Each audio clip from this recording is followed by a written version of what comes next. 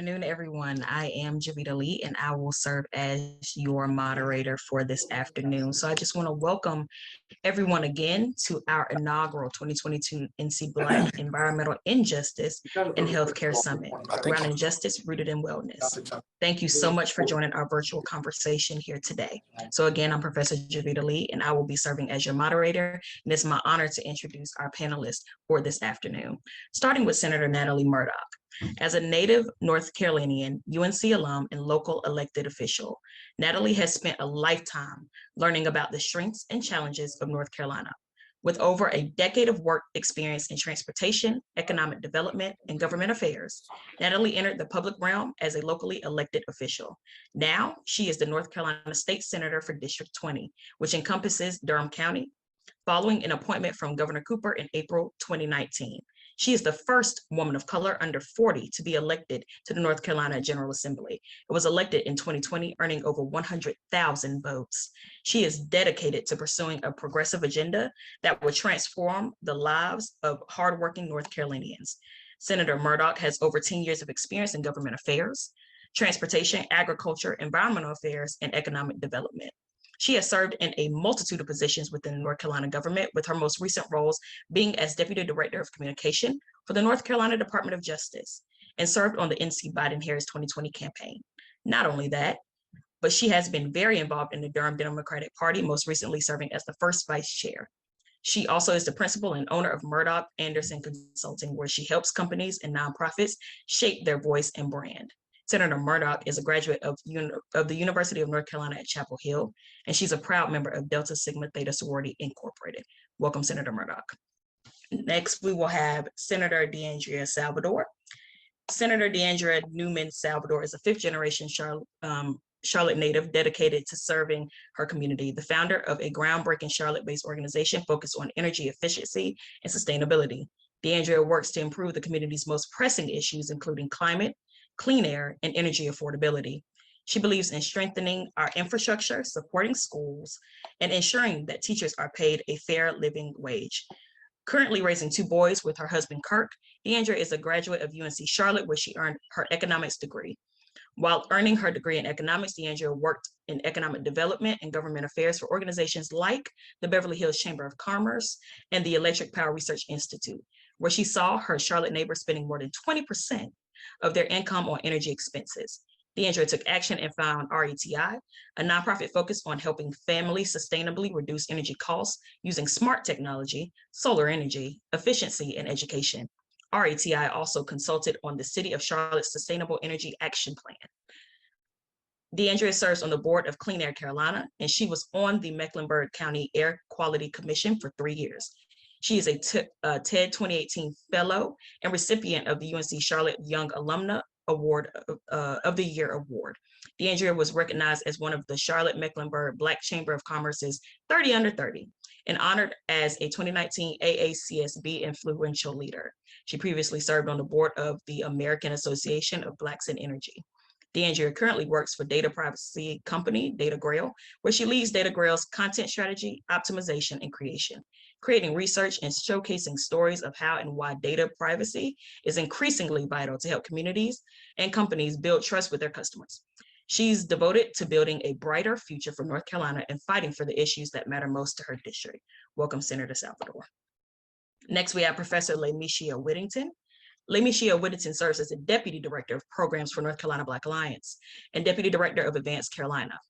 Lameshia is the co-convener of the North Carolina Black and Brown Policy Network, former National Democracy Campaigner for Friends of the Earth, former chairwoman of the Free NC Fund Administration, founding member of Democracy Green, member of the Burke Women's Fund in Western North Carolina, member of the Board of Directors for Cape Fear Riverwatch, the former North Carolina spokesperson on Fair Courts for the Leadership Conference on Civil and Human Rights, and a community liaison for the National Academies of Science, Engineering, and Medicine for the Guidance on PFAS Testing and Health Outcomes National Study. Professor Whittington leads work on intersectional democracy and environmental justice. Lameshia serves as an adjunct professor in the Division of Sociology at Meredith College and a lecturer of diversity and environmental justice in the College of Natural Resources at North Carolina State University. Her work has been seen on PBS NC, C-SPAN, Bloomberg, Bloomberg Law, and a host of other publications. She is a petitioner in 2 active petitions to the U.S. Environmental Protection Agency, challenging major contaminants, PFAS, 1,4-dioxane. She is an Afro-Indigenous woman from North Carolina, a royal descendant of the former Afro-Indigenous settlement, the Kingdom of the Happy Land. Welcome, Professor Whittington. Next, we have Dr. Courtney Woods. Dr. Courtney Woods is an associate professor of environmental sciences and engineering at the Gillings School of Global Public Health at UNC Chapel Hill. As an environmental health scientist, she employs community-driven mixed methods research approaches. Specific areas of interest include waste management facilities, industrial animal agriculture, water quality, access to water infrastructure, and risk perception. Dr. Woods leads the Environmental Justice Action Research Clinic, which provides action-oriented research and technical assistance to communities facing existing and imminent environmental hazards. Dr. Woods also directs the Environmental Health Solutions MPH concentration at Gillings and serves as one of 4 co-leads for the Health Equity, Social Justice, and Human Rights MPH concentration. Welcome, Dr. Woods. Next, we have Josh McClenny. As a resident of Chapel Hill, Josh is the North Carolina Legislative and Policy Coordinator for Appalachian Voices, where he fights for utility policies that work for all North Carolinians. When he's not working, you can probably find him at the nearest outdoor concert. Welcome, Josh McClenny. And lastly, we have Director Scott McCrae. Scott McCrae joined Advanced Community Health as its next Chief Executive Officer in April of 2021. Scott began his career in Camden, New Jersey, leading strategic initiatives that paved the way for Camden's economic, healthcare, and public safety reforms and national best practices. For 20 years, he has led and impacted the growth of FQHC's integrated networks and accountable care organizations.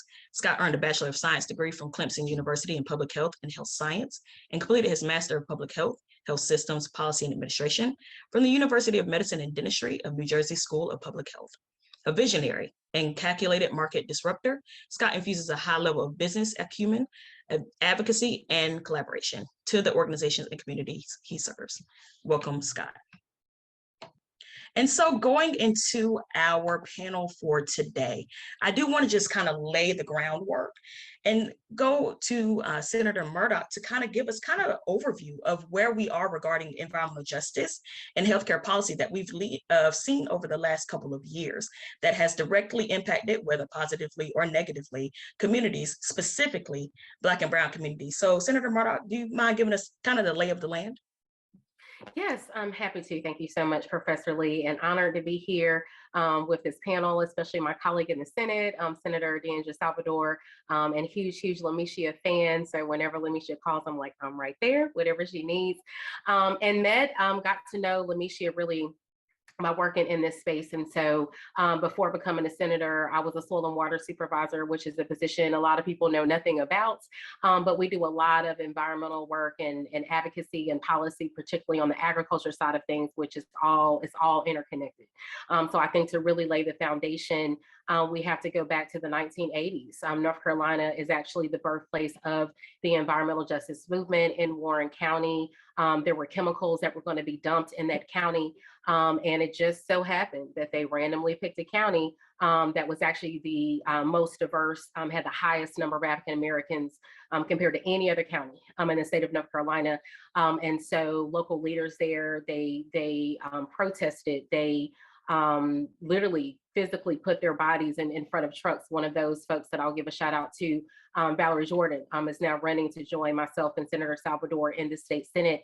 And that was a big reason why I asked her to run for office, because that's the level of courageous leadership and fighting that we need in Raleigh. And they were young. And so they really kind of birthed an entire generation of activists that still work today. Ms. Dolly Burwell served with Congressman Butterfield for years. So having someone that was there at the very forefront of that movement for them to be able to engage and working at the congressional level was really key.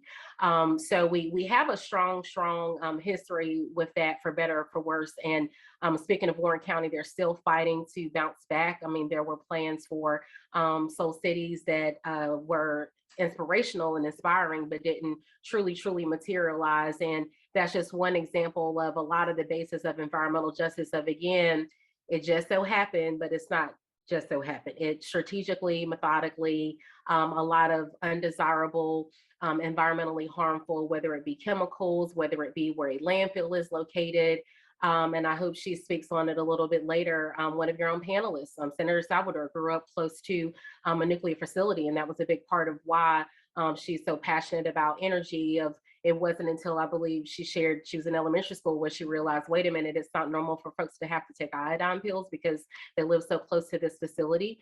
So many people of color nationwide, but particularly in the South, have really been strategically located close to facilities that could be harmful to their health. In the most extreme examples, they can even impact, a birthing person's ability to even bear a child. Here in North Carolina, we have counties where there are more hogs than people. So we also have a legacy when it comes to kind of those huge ag farm and facilities. The new one that not new, but one that's gaining more attraction is poultry. Folks would really be shocked to see how many poultry facilities are just popping up left and right. And they're flying under the radar. They don't have the same level of regulation as some of the more major CAFOs do. So that it's probably going to be the new frontier for us. And so we've got a long way to go. We've only cracked the surface quickly just in regards to farming. There was a local leader in the East that actually went on to serve in the General Assembly. So there is a moratorium so that you cannot have brand new hog farms. But that is when you saw poultry starting to come up where folks said, okay, this other industry isn't as regulated. So you're seeing a lot of that. Something else we're keeping an eye on with natural gas. There's a new technology that is called biogas. And so we are still learning about that. It still could be very harmful. Myself and some other legislators, we physically went down there to do a tour, and we are concerned about kind of just the length of that pipeline. And again, goes through a lot of communities of color. So yes, we do need to figure out a way to be more efficient and to do something of waste, because to also kind of balance the conversation, environmental justice really is the byproduct of capitalism, whether it be landfills filled with waste, whether it be the waste of animals as a result of eating, and it's huge industry. Livestock is the major industry for the state of North Carolina. We are an agricultural state, which is why I wanted to be a soil and water supervisor. It is the top revenue generator in the state, and livestock is number one. We have sweet potatoes and other more sustainable forms of agriculture that are catching up. But livestock is number one. So it's about money. If you take these facilities away from these counties, we have to talk through what would come next. And so we are finally getting a handle on a lot of that, but a long way to go. Most recently, we are working to buy out a number of those farms in the East, particularly the ones in floodplains. Since climate change is real, we're just seeing a lot more flooding, a lot more issues. So it's more difficult to contain those impacts and those contaminants if you have flooding. So that's kind of like just a very kind of brief high level view of where we are, but long term, it's going to take a lot more leaders that really get it. Two of them are here. We just need more leaders of color to really speak out about these issues. And a number of those panelists are those leaders, but cannot stress enough that the data is there, the numbers are there, where your zip code really can determine whether you live or die. And so when it comes to environmental justice, we know for a fact health outcomes are impacted. Your ability to live a long life. You could literally lose years of your life as a result of having exposure to chemicals and other harmful things in the environment. So we've got a long way to go here in North Carolina. When I first joined the Senate, started doing some research on more things that we could do around EJ. The House moved forward with legislation, but a long way to go. Nationwide, the gold standard is the EJ law that came out of New Jersey. And now with Administrator Regan leading the EPA, I have no doubt that we will do a lot more with EJ federally, but definitely here in North Carolina, but got a long way to go. So looking forward to the conversation, and just thank all of you for being leaders in this space. Absolutely. Thank you, Senator Murdoch. And so you touched on it a little bit toward the close of your remarks, and speaking on how, the whole reason that we're here today, reinforcing the understanding that EJ and healthcare are intertwined. And so you touched on the fact of having those health disparities in community. And so I want to pass this question to Director McCray. And just in light of the recent access to healthcare bill that was reintroduced this past session, HB 149, do you believe that our state is doing enough at this time to address healthcare disparities that you see on a regular basis, especially being CEO of a community health organization? Thank you so much, Ms. Lee, and to the rest of my colleagues on camera. Sorry for being off camera, not following directions well. But to answer your question, no, I think that overall, the healthcare environment and the policy implications of where we are with expansion, where we are with the coverage gap, especially as that aligns with public health and some of the things that we found out through COVID. And COVID really reiterated a lot of inequities and an accumulated history of inequities, especially in Black communities and other communities that we define as underserved or underrepresented. We talk a lot about the historical factors that go into profits ahead of public health, but on the front lines of healthcare, especially in primary care, at an FQHC, we are dealing with the aftermath of environmental injustices, and we see it every day, whether it's behavioral health issues in pediatric patients, longstanding chronic issues and illnesses in our adult patient base. Across the board, a lot of times it's always an afterthought. What is the cause? So if you look at the epidemiological factors that go into that causality of why different social factors or why different environments or geographies lead to the effects of diabetes or hypertension or asthma or other issues related to behavioral health, it's always the afterthought or footnote. It needs to be in line with the policy implications of expansion and what's going to happen with those monies that need to be provided to those populations for just not greater access, not even equal access, but better access, because again, that historic inequities, right? We are already behind the 8 ball. So at the end of the day, it's a conversation of how do you not only create the narrative, rewrite the narrative, and be laser focused on the things in key areas, as the senator alluded to, very geo-focused, certain zip codes, certain industries, et cetera. And how do you start to put those guardrails up that actually start to tell the story of what we can do on a positive impact to avoid another generation of communities of color that are being impacted by environmental injustice. So overall, there's so much more that we can do. I think that there are some implications that the State House are considering. But at the end of the day, whether it's Medicaid expansion, whether it's direct bills related to environmental injustice, our communities are being left out. Our communities are being under-considered for funding, but we are talked about all the time. States get money, not only North Carolina.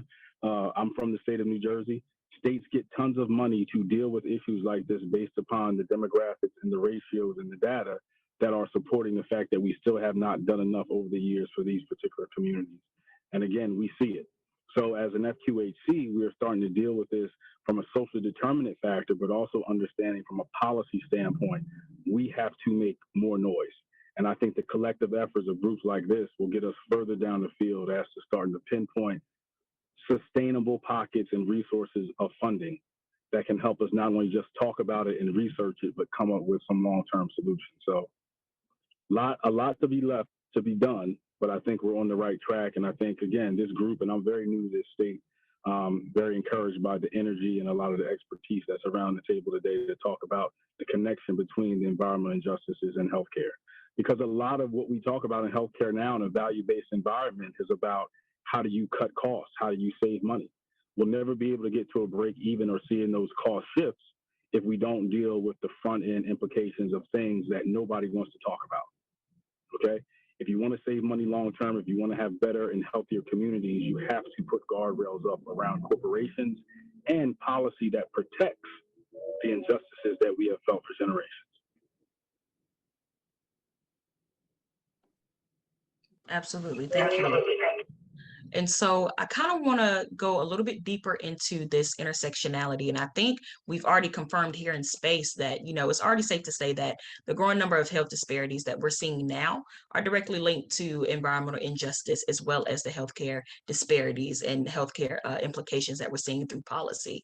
And so, Director Whittington, I just want to pass it to you to kind of speak more to the legacy of environmental injustice in our state and the implications that we're seeing right now, living through both, now a COVID-19 pandemic, now we're going through monkeypox and all of the other unnamed illnesses that have, presented themselves over the past couple of weeks, months, and years. Right. So when you talk about the history and intersection, we've heard this word a lot today. Folks have probably heard this. What is intersection? Intersection, intersection. For Black and brown folks, it means dealing with everything at the same time. We have to deal with dirty water. We have to deal with dirty air. We have to deal with corporations that's not paying us, not keeping us safe. We don't have health insurance. We work too much for too many hours to actually be able to be eligible for health insurance. So we're in the gap. Right? There's so many things, lack of fair education that's accessible and equitable busing division for our children, transportation routes. Intersection means every burden that you can think about that our communities have to face every single day is on us every single day. We don't get to choose our favorite oppression. Right, it's packaged.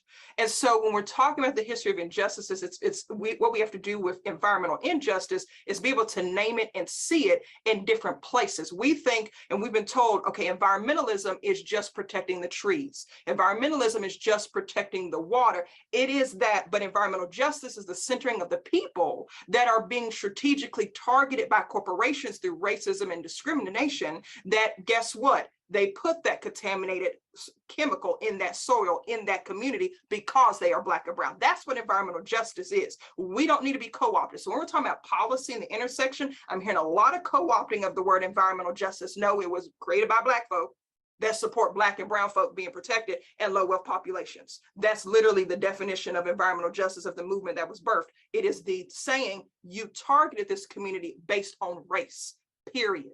Now we can talk about the legacy and the impact. So even when we talk about the intersection, how many ways can you target a person based on race? There's a lot. So when we talk about transportation, for example, urban heat islands and the intersection of health disparities, I see folks that are tuned in, that are activists on the front lines in urban, and this affects rural areas as well. An urban heat island determined by transportation routes. Come on now, Transportation Commission. And it's very important. Senator Murdoch, I'm a fan of you too. You know this. I love you. A fan of all of y'all. Senator Murdoch, I'm sharing the love back.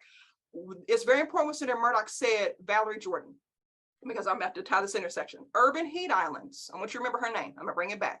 Urban heat islands is the strategic removal of soil and earth and shade covering like trees that absorbs the heat that comes naturally from the sun during hot seasons. And when you remove it and replace it with what we call impervious surfaces, which just means concrete, sidewalk, pools, large square footage homes, all this housing, stack, stack, stack, right? We're seeing this. You're removing covering. Folks can't afford cool roofs that would create a cooling down effect for the communities. Sometimes old housing that is now surrounded by concrete gentrification, they don't have the infrastructure, the insulation to combat the high heat levels that's happening because there's no soil to absorb the heat. So it becomes a stove.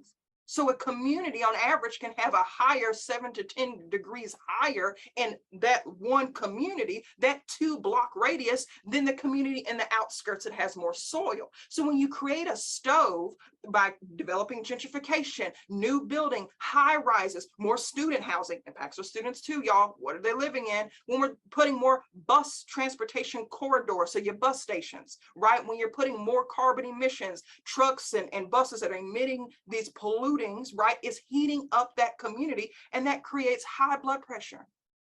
What we thought was based on our diet. Oh, we're not eating right as a community. Y'all need to stop cooking soul food. I hear this all the time. But you didn't realize that Urban Heat Island, which was determined by your local commission board to talk about transportation and putting that bus transportation corridor there, that bus station actually is what gave you a high blood pressure or that heat stroke. And it also, guess what, makes your utility bill higher. Now I get it. Utility companies, when we talk about policy, they sell energy at the same kilowatt hour. Senator Salvador is an expert on this. She can talk more about this and break that down. But how the actual bill is increased higher in areas of urban heat islands is because folks have to run more air conditioning. Remember when I said they didn't have proper insulation? Well, if your community is hotter in temperature, then you're going to run more AC, which means a higher utility bill. And guess what? It's expensive to be poor.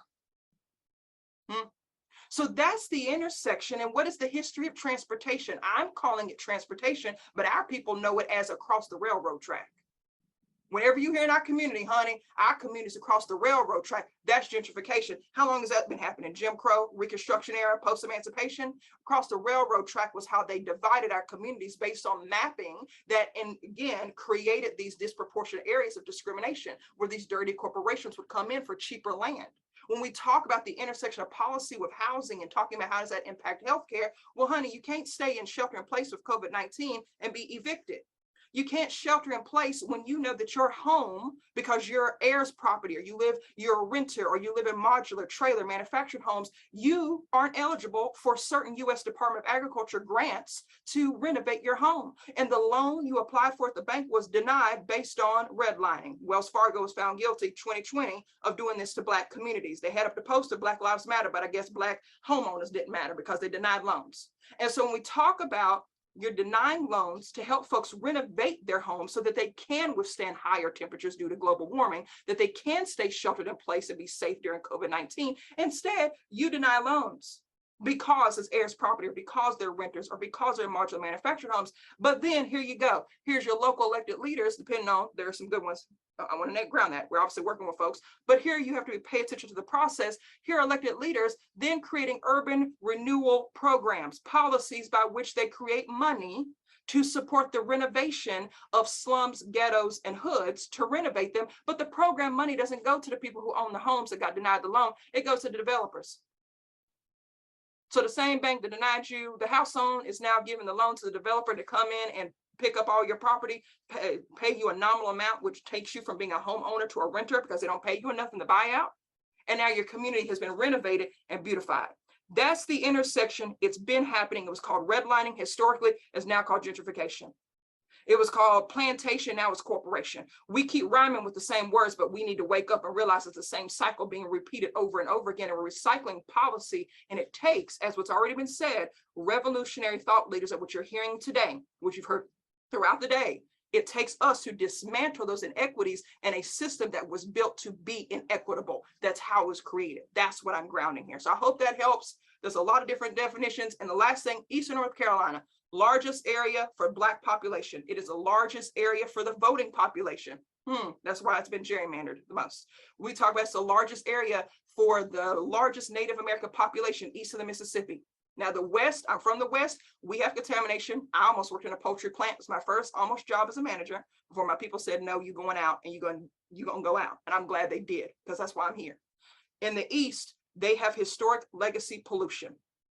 They also, here we go, when we talk about corporation workers, they were the ones gerrymandered, and the corporations that are dirtiest, that killed the most of our people, that don't offer free like wages and healthcare, they were also the same people who received subsidized support for certain policies that was, guess what, submitted by the very same politicians who gerrymandered Black and brown folks in the East and severed their vote. So it's all connected. That's the history, some of it.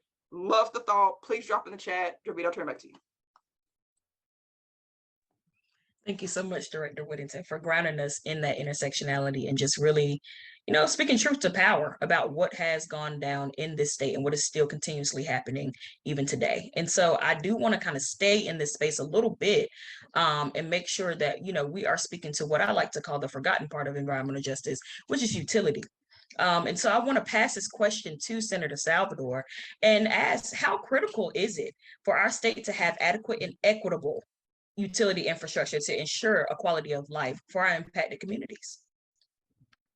Yeah, thank you. And I just want to thank all the earlier speakers for their comments. And I think, like everything else, it is critical because, as we just heard the doctor reference, everything is overlapping all at once, and they all are of equal importance. And so utility, while it can sometimes be forgotten, it does go immediately right back into health impacts. Or, as the doctor was just referencing, we look at the history of redlining, and you completely, without even having to analyze any other metrics at the community, you can take heat islands and you can take redlining, and they're almost a one-to-one match. So when you have those types of things occurring, there really isn't a way in which, just from a pure data analytics standpoint, that you cannot say that our communities are feeling overlapping challenges and issues. And it just so happens that utilities is one of them, but there are so many.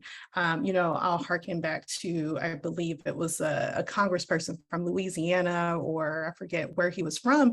And, he very casually said, well, if you take out Black mothers, the mortality rate isn't that bad. And that right there tells you a systemic issue. If you have to remove an entire race and demographic of people, that highlights what we're saying when we talk about systemic issues throughout our culture. And I wasn't here earlier, but I have a close friend from St. Louis who started an organization called Redesigners for Justice. And a quote that she always harkens back to is that, like all systems of oppression, inequality, and inequity are by design. But therefore, we can work to redesign them. And what are ways in which we have to look at, and that absolutely has to be policy, but policies made at different levels. Policies made at the state level, the federal level, even your local level. Policies made by appointed positions like our utility commission, and a number of other factors that all come together to look at the society that we're living in today. But I'll tell you, from the standpoint of utilities, like you asked, yes, it very much is something that I think, because we essentially see it every day, or you just kind of think of it as something that is a backbone of life, you can quite often forget how difficult it could be for someone who does not have that reliance, that does not have the predictability. And that very much also in terms of not just cost, but also just access. If we're looking at, many of the frontline communities who are right there in the face of extreme weather events, whether that be hurricanes or even high heat, and those things start to even cause a power outage from infrastructure, they're very often the first ones off and the last ones reconnected. So from cost all the way to the infrastructure itself, these things have an impact. But bringing it back to health, is absolutely been found by Columbia University, Department of Energy, countless researchers, that if you are spending a high percentage of your income on these costs, or if you feel like you don't have the ability to stay connected, this comes out in a number of ways, whether that be from literally having less of a calorie intake for yourself, your children, for your home, to showing a greater prevalence of other health issues. It is extremely important and matters, but I have to, when we're talking about redesigning systems, we also have to talk about what we just heard earlier in terms of our gerrymandering and where we are at a state. We know and have seen great ideas move forward. But we are also in a state where we are fighting tooth and nail to keep things from moving backwards, in addition to pushing every single day to try to make things move forward too. So in addition to being hyper-focused on particular issues, whether that, and I encourage people right now to engage in our utility commission process, because there's a couple more weeks left. There's a few more slots left to speak to the utility commission on record as they're designing the carbon plan. And I'm happy to go more into that later. But in addition to that, we also need to work really hard for candidates like Valerie Jordan, which we just heard is a historical Voting Rights District, Voting Rights Act district, that are purposefully being cut out, because we want to make sure that communities are being heard and being paid attention to, and gerrymandering is one way of which to dilute the voices of Black communities, of Indigenous communities, of communities that are really experiencing most of this impact. So all of that to say that this is it all comes together, but policy and silencing of Black votes, whether that be packing us into districts, cracking our districts apart. We have seen, and on record, a history of North Carolina representatives saying that they will target a district to surgical precision. And that really dilutes the process of which we can have true, meaningful policy making. While we have been able, as Senator Murdoch alluded to, to do things like getting money to buy back, the hog farms and floodplains and other initiatives is clearly not far enough. So while I'm happy to talk about things that have been done, I also have to acknowledge the immense challenge that we're up against too. Not to say that it can't be done, but to galvanize and talk about why when we say it's important to come out and vote. And I understand you're asking somebody who's dealing with all of these challenges all at once to come out, and you see maybe some incremental things, but it's clearly might not be enough for your family, for all of the things that you're experiencing. It is sometimes difficult to be able to, even as an elected official, clearly and carefully articulate why it still matters, but it does.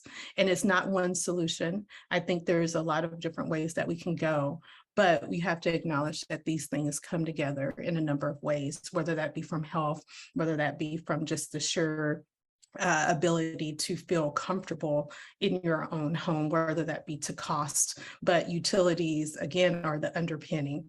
And there's a really great video that talks about, 200 countries in 200 years. And it shows when electricity is introduced and how the health and wealth are impacted.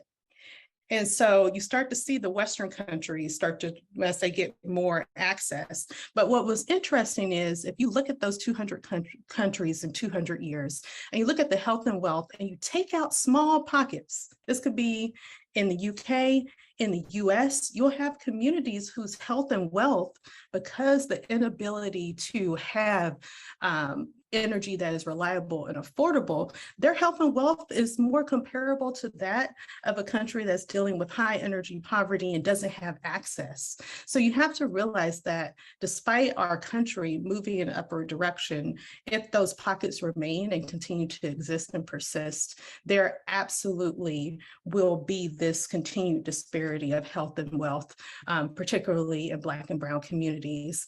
And so all that to say that there is a lot of work ahead, but I certainly hope that we can continue to work towards and see progress. Absolutely. Thank you, Senator. And so I just kind of want to stay here a little bit more and just kind of pass this to Josh McClenny. And so I know during the COVID-19 pandemic, you and I, Professor Whittington, and a lot of folks on this call, were seeing just humongous spikes in shutoffs and utility impact, right? And so just staying in this area, can you speak to the impact of those shutoffs and what we saw in the COVID-19 pandemic that we're still in, and just how did that actually impact communities that we were working with for the past 2 to 3 years? Yeah, absolutely. And it's great to be on this panel. And thank you so much to everyone who has spoken and who will speak. It feels like a little bit of a fool's errand to talk about utilities after Senator Salvador, but I promise I'm going to give it my best shot, which is to say, it's critically important that our government has adequate infrastructure to address some of these current issues that we're facing, but also to address the potential future concerns that the communities that we're talking about might have. And for example, in the utility space, we know that a lot of North Carolinians are struggling with affordability. And so just last month, Duke Energy disconnected 10,000 customers for non-payment. What does that mean? What does that number mean in context? I'll try to do my best to provide a little bit of context and trends. Regulated utilities in North Carolina, Duke and Dominion, those really big investor-owned utilities, they're required to report monthly on disconnections and arrears. So looking at those trends, we know this past May 2022, there were nearly 575,000 customers who were in arrears, who were past due on their utility bills. The total they owed was $213 million. Looking strictly at the number of households, we know that that's around a 25% increase from the previous year. Looking at the number or the amount of arrears, how much those households were in arrears, represents just short of an 80% increase. What that tells us is that in addition to the fact that there are households who are continuing to, or who are newly falling behind, who are new to struggling with affordability, that those who have historically been behind are falling deeper and deeper into arrears. It means they're not getting the assistance they need. And that shows that we do need more build out bill assistance. We need ways to help those who are struggling to pay for any number of reasons to meet their monthly bills. We are a stronger and healthier society when our neighbors have access to basic services. But it goes beyond a need for bill assistance. We know that long-term, by investing money in things like energy efficiency, whether that be upgrading windows, insulation, siding, et cetera, especially for low to moderate income families, that those upgrades actually lower the amount of electricity that those families need to generate. It lowers their bills over time. And so actually over time, the amount that we need to dedicate toward bill assistance goes down. So I don't want to say that energy efficiency is some silver bullet. There's always going to be folks who are struggling to pay, and so we will always need bill assistance. But it's one of those programs that's really going to help lower the amount that we need. And that's why it's important to talk about potential future concerns and problems. And one of the things that makes me really happy to be on this panel with a group of folks, including 2 legislators who I think are they're not just reacting to the problems we're seeing now, we're trying to anticipate problems that our communities might see in the future, both short and long term. And I guess to wrap up my comments, I work for an organization that does a lot of work in central Appalachia. Folks might have heard about record flooding that hit southeastern Kentucky, southwestern Virginia, the Tennessee Valley in the last couple of weeks. 14 inches of rain in a day that left the region practically underwater. So I think it's important when we look at things like potential land loss rates in the state of North Carolina, especially potential land loss rates in Black and Brown communities, that's something that we're going to have to address in the future. So we have to start thinking about that now. We can't push it off for folks to start thinking about later. It's important that as we're thinking about policies, we're advocating and laying the groundwork and infrastructure to deal with those problems in the future. So I'll stop there and thank you again. No, thank you, Josh, for lifting that incredibly important point. And so, we've talked a little bit about traditional environmental justice, talked about access to healthcare, and we talked about the intersectionality. We talked about the forgotten part of EJ. And so just bringing all of those points together, speaking from a point of academia. So Professor, so being an associate professor at UNC and having to craft the curriculum that highlights the intersection of EJ and healthcare and public health. What type of policy or community action in general do you believe is critical in order to have significant improvement over the next 2 years? So I'll pass it to Dr. Woods. Thanks for the question, and thank you for the invitation to be here. I'll first start by talking about what we need to do better in academia. That's the space that I'm in and have some influence over, and really see the importance of talking about these issues and educating our future public health professionals, our future physicians, our future heads of healthcare and medical systems, and future policymakers, that they have to be educated about these issues. So we really do need to do a lot more work to incorporate EJ into the curriculum of these programs, and ensure that they're not just hearing about it from academics who are, theorizing about it and not doing applied work, but they're also hearing from folks who are impacted most significantly by some of these inequities. So that's one. That's certainly what we need to do in academia. I think if I think about policy and what I'd love to see happen in the policy realm, there's certainly a lot of work that could be done around incorporating considerations of cumulative impacts. So in North Carolina, many of the communities, and this is actually across the country, most of the communities that are overburdened by environmental hazards are also medically underserved. They're also experiencing a lack of basic infrastructure and basic public health infrastructure. And so, certainly this needs to be taken into account when new facilities are being permitted. And I think we have the tools, we have the data to be able to identify those communities.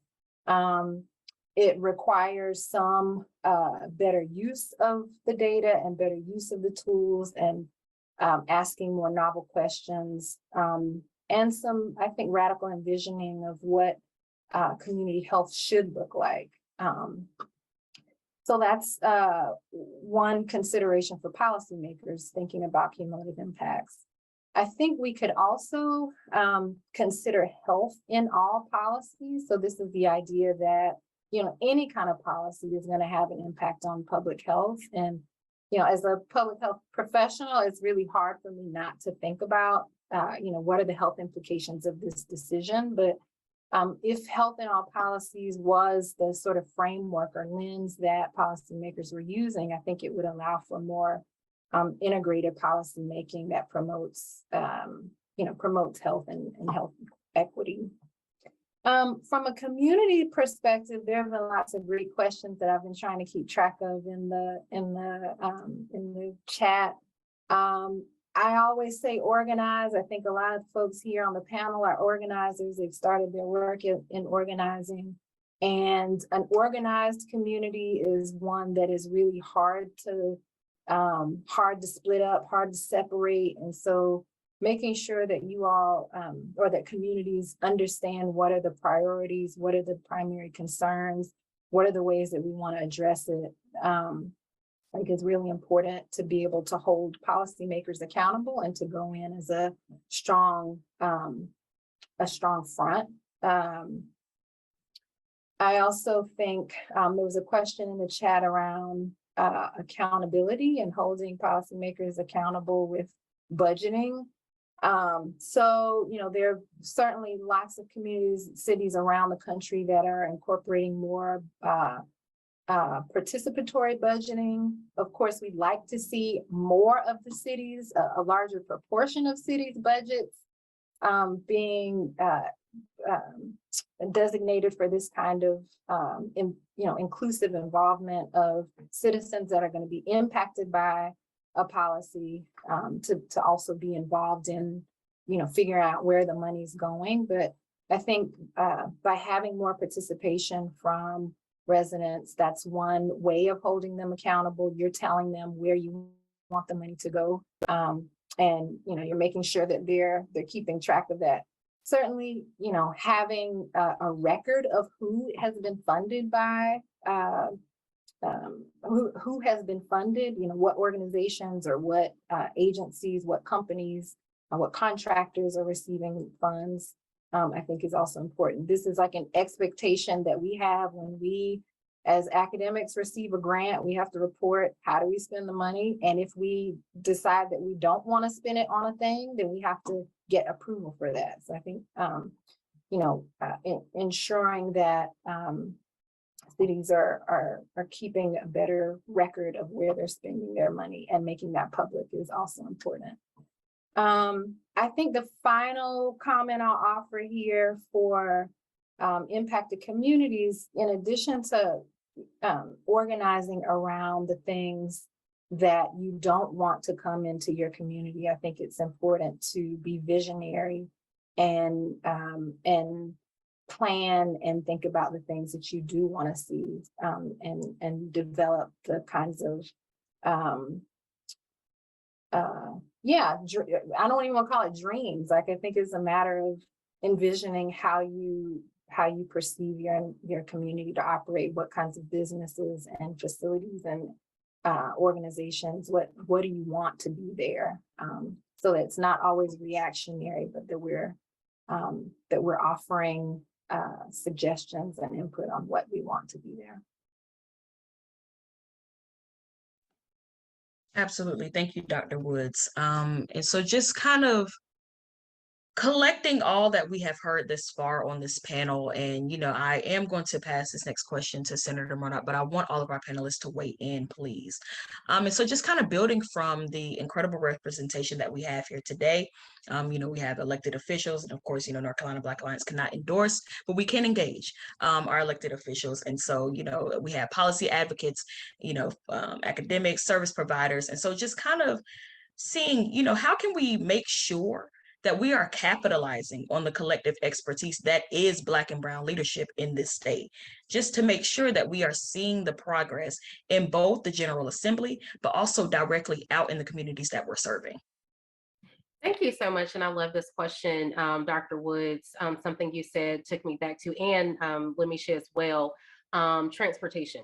So the reason that I'm going to answer your question starting with that are and actually Senator Salvador hit on this too. When you look at collective leadership, yes, you have 2 senators on this panel. But when you started off with our resumes, there were so many other community organizations we were with and other work, even working in government. Senator Salvador talked about the Utilities Commission. That's an appointed position. So you can advocate to your legislators and your governor around what you want the Utilities Commission to look like and who you think should serve. They, will be starting a process where they'll even be looking at rates and multi-year rate making, which directly impacts a lot of what we've talked about.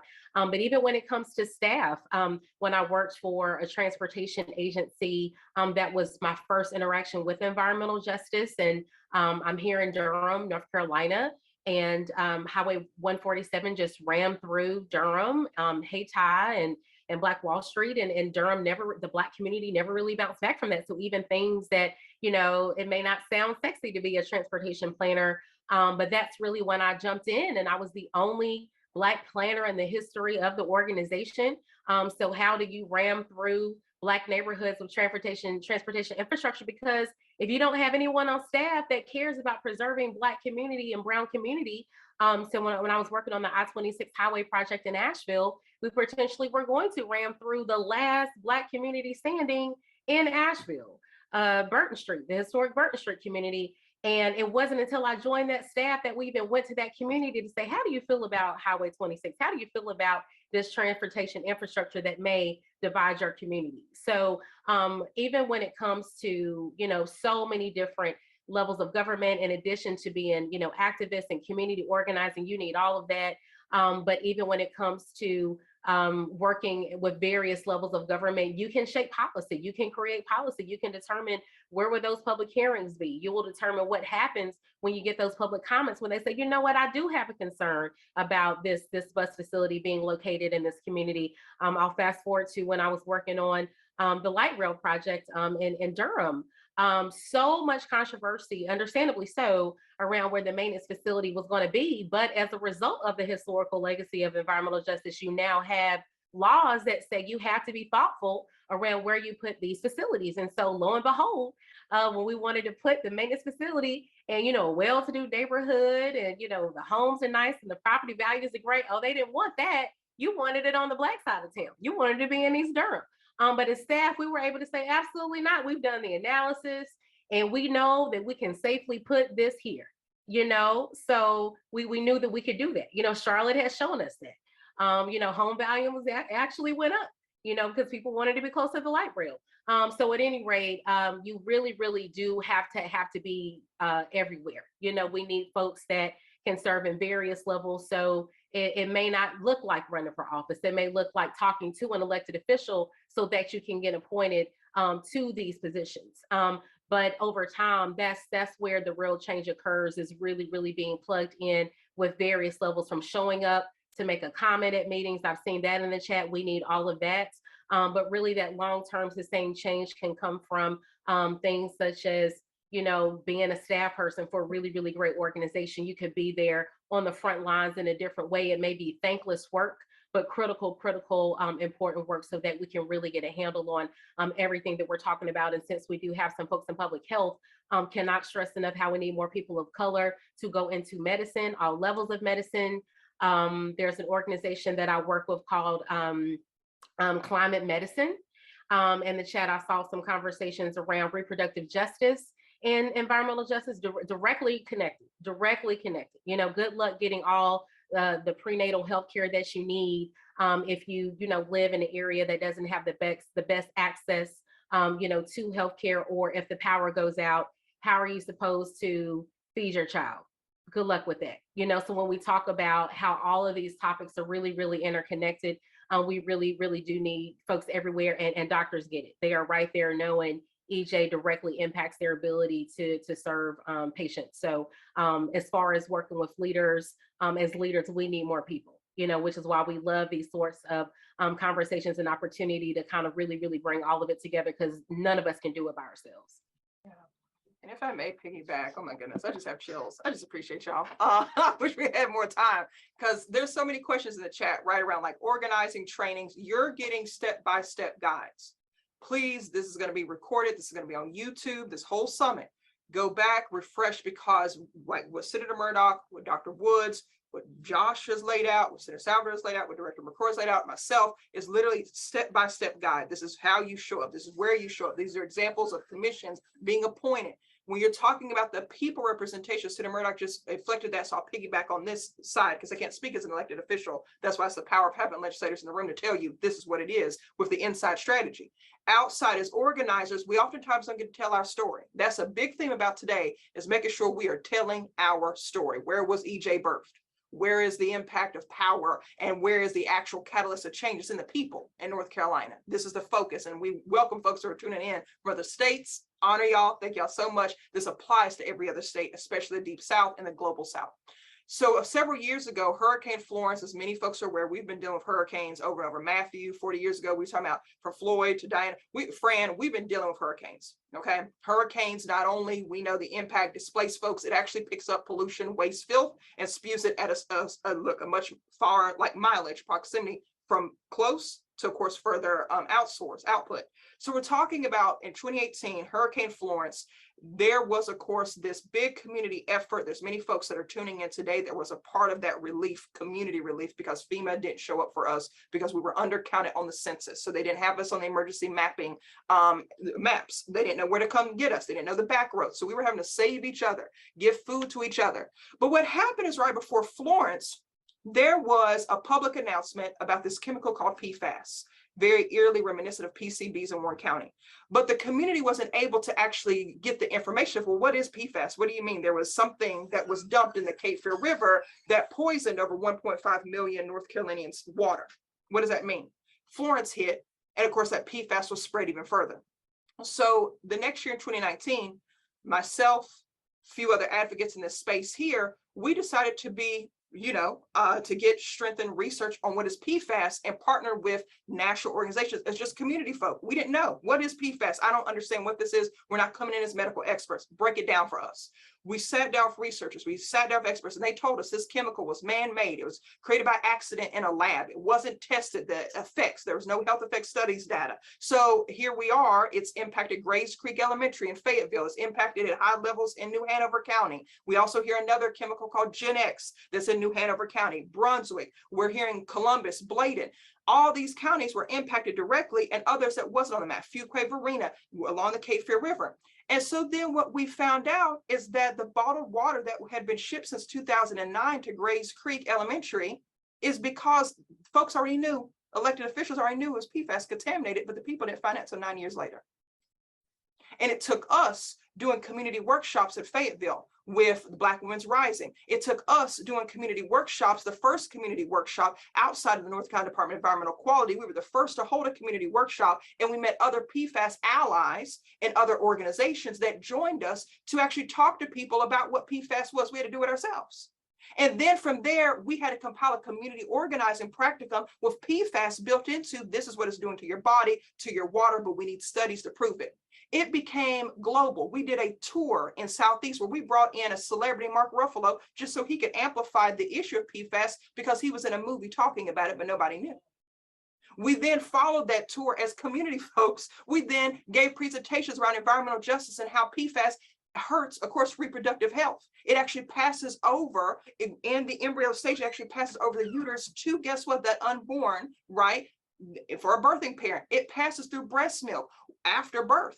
It actually becomes this legacy impact, but we were the ones having to talk about it. It was in our PowerPoints about the impact on firefighters. And then all of a sudden, the National Governors Association called us up and said, can you do a presentation to all of the governors or their staff so they can know how to include PFAS in environmental justice policy for expectant parents, for folks who are in food deserts or food insecure areas that have to eat more fast food. And because you eat more fast food, you have more exposure to PFAS. Can you talk to us about how to, mitigate firefighter impact? We were then talking to firefighters in Canada, because we were all trying to figure it out how to do it. And then we provided information to Secretary Michael Regan, who was Secretary of the DEQ here before he was appointed to, of course, be Administrator Regan, because we knew we needed him to know in the state the impact of PFAS. He already knew some, but it was like grounding, this is the community impact. And the next thing I know, several years later, myself, Josh, and Jovita are up at midnight writing a letter with the Black and Brown Policy Network to support Administrator Regan being nominated to the EPA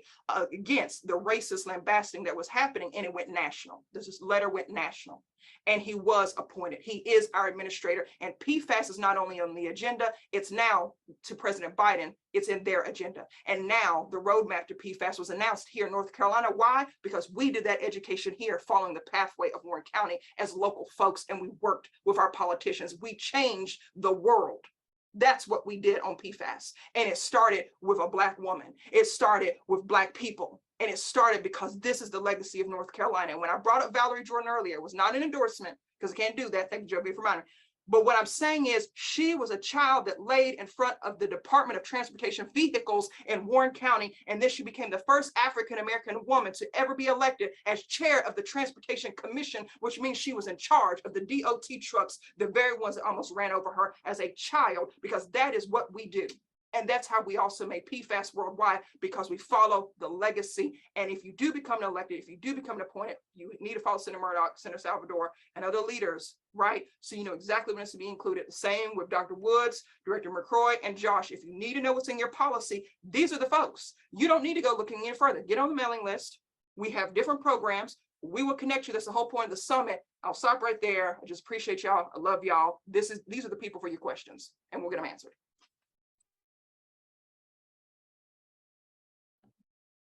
Thank you so much, Director Whittington. I'll let that breathe a little bit. But that is, I mean, that's absolutely exactly what it is. You know, like the experts are in community, the experts are on this panel. And so definitely making sure that we are remaining connected and working for the collective good. That's really the bottom line. And so I just appreciate you, Director Whittington, for grounding that in space. And I appreciate you, Senator Murdoch, for also granting that in space as well. And so just to kind of wrap up for today, I do want to kind of pose this to anyone on the panel. What is our call to action today, both collective or individually? Because I know that I've been seeing so many questions and so many comments in the chat, and I encourage folks to go in and read the chat because there's a lot of specific opportunities for engagement that folks are dropping in the chat. So thank you for that. But I do just want to open this, up to panelists and to the floor. What is our collective call to action today?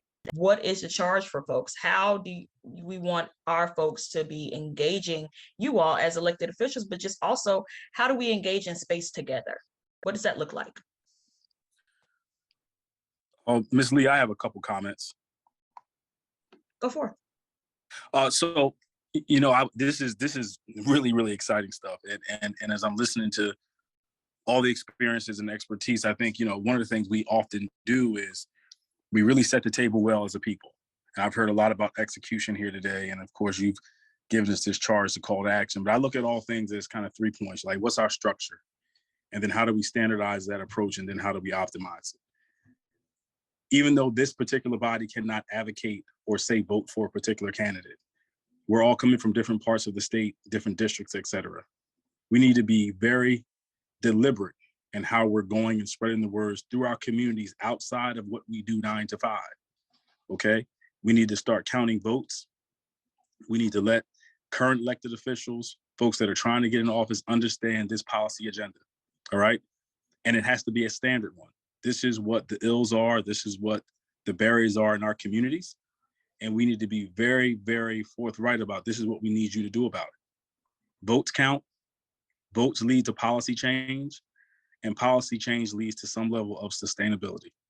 But what I see and hear often, especially in communities of colors, is that when we have an opportunity, and I was just talking to a local councilman yesterday, you're right, 95,000 plus people in his district, 8,500 votes won him the election, okay? There are people that need to understand the impacts of some of the things that we aren't doing. So for me, the call to action is outside of what we're doing here, we need to rally behind a slate of candidates, particular candidates across the state, have a standard platform for what we're trying to get done as far as policy, and rally behind those folks in the right ways under compliance or whatever, from whatever vehicles we are. And then optimize that for time to come. How do we shake down funds? How do we rally together again? How do we keep conversations like this going? So that's my main takeaway, being very new here and just feeling the energy around the room and on the panel. But I think that's where we have to go, understanding the real charge, understanding what our policy platform is going to be, and having candidates commit to that. And quite frankly, coming from New Jersey, where some people joke about being the soprano state, if you cannot deliver, then we will move on to the next candidate. Sometimes we give people too many chances. We give our own people too many chances. And that's a totally different conversation than today, but very, very related to this and why we continue to have this environmental injustice conversation decades and decades and decades on. So thanks for the opportunity. Everybody was great. Keep up the great work, everybody. Onward and upward. Absolutely. Thank you, Director McCrory. And does anybody else have any additional comments? I'll just offer a quick one. I know that, I think there's an intention to have a strong focus on policy and what sort of policy change can happen, how we can influence that. And I am wholeheartedly believe that we need to, as Mr. McCrory said, we need to, organizing communities to vote and make sure that we have the right candidates. And I feel like there's a lot that can happen outside of policy. I feel like there's a lot, as I mentioned before, ways that communities can organize and work together that is outside of the policy realm. One example I offer is an entity that I'm involved with, Earthseed Land Collective, that really aims to reimagine our relationship with lands and work with other Black and Brown communities to both steward land and envision like what future is possible. And a lot of that work is not centered around policy. It's really centered around coming together as Black and Brown folks and envisioning what kind of future we want to have. So I think both of those, the policy work and the community envisioning and dreaming together and community building can happen in parallel. And I have a really quick one just to pick up on what Mr. McCrory stated.